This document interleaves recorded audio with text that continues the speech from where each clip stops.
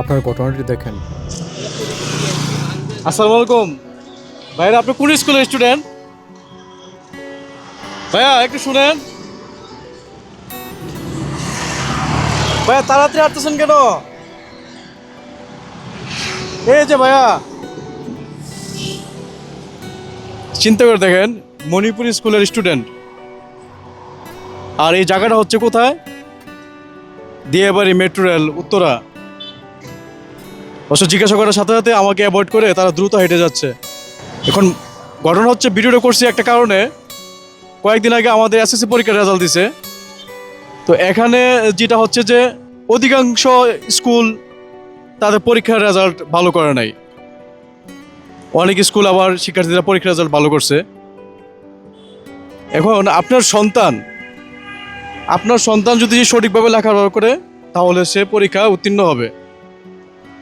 এখন আপনার সন্তান পড়ে মণিপুর স্কুলে, এখন সে দিয়াবাড়ি মেট্রো রেল এখানে ঘুরতে আসছে।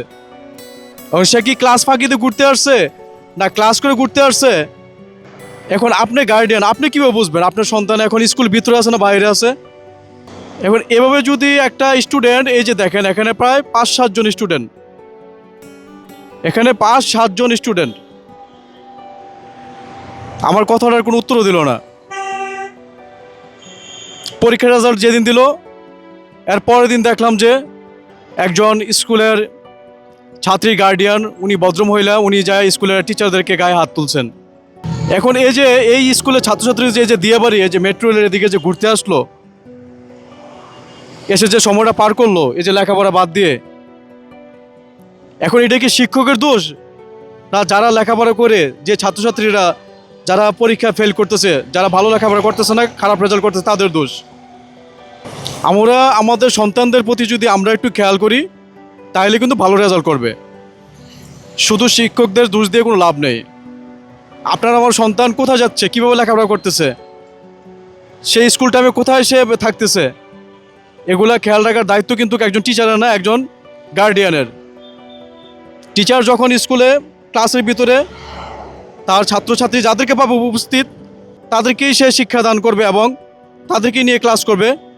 কিন্তু বাকি ছাত্রছাত্রী তারা যদি স্কুলে না আসে, বাসা থেকে যদি স্কুল ড্রেস পরে যদি বেরিয়ে আসে, এসে যদি স্কুলে যদি না যায়, তারা যদি বিভিন্ন জায়গায় যে আড্ডা মারে, তাহলে তো এটা শিক্ষকের দোষ না, এটা স্কুলের দোষ না। চিন্তা করে দেখেন, মাত্র দুপুর 2:30 কি 3টা বাজবে, এখন উত্তরা মেট্রো রেল চলে আসছে এতগুলো স্টুডেন্ট ঘোরার জন্য। লেখাপড়া কিভাবে শিখবে, ভালো লেখাপড়া কিভাবে করবে, ভালো রেজাল্ট কিভাবে করবে? বর্তমান সময়ে আমাদের লেখাপড়ার এই যে এসএসসি রেজাল্ট যে খারাপ করলো, এটার একমাত্র পিছনে হয়েছে দায়ী প্রত্যেকটি স্টুডেন্ট যারা খারাপ রেজাল্ট করছে, ঠিকভাবে লেখাপড়া করে না, পর্যাপ্ত পরিমাণ আড্ডায় তারা লিপ্ত হয়ে থাকে, বিভিন্ন জায়গায় সময় পাস করে, মোবাইল টিপে সারাক্ষণ অনলাইনে থাকে। আগে আমরা একটা শিক্ষক দেখলে তাদেরকে অনেক সালাম দিতাম, এখন এরকম একটা যুগ আসছে মনে হয় উল্টা শিক্ষক ছাত্রদেরকে সালাম দিবে। একজন শিক্ষককে কীভাবে সম্মান দিতে হয় সে জিনিসটাই এখন আস্তে আস্তে ভুলে যাচ্ছে ম্যাক্সিমাম ছাত্রছাত্রীরা। যারা ভালো লেখাপড়া করতেছে তারাই ভালো রেজাল্ট করবে, এটাই স্বাভাবিক। তো সবার উচিত আপনার সন্তান আমার সন্তান আসলেই কতটুকু কীভাবে লেখাপড়া করতেছে এই জিনিসটা ফলো আপ রাখা। শুধু শুধু শিক্ষকদের দোষ দিয়ে লাভ নেই, স্কুলের দোষ দিয়ে লাভ নেই। আশ্চর্য হয়ে গেলাম, আপনারা তো দেখলেন ভিডিও শুরুতে কতগুলো স্টুডেন্ট মণিপুর পরে আমার কথাটার কোনো উত্তরই দিল না।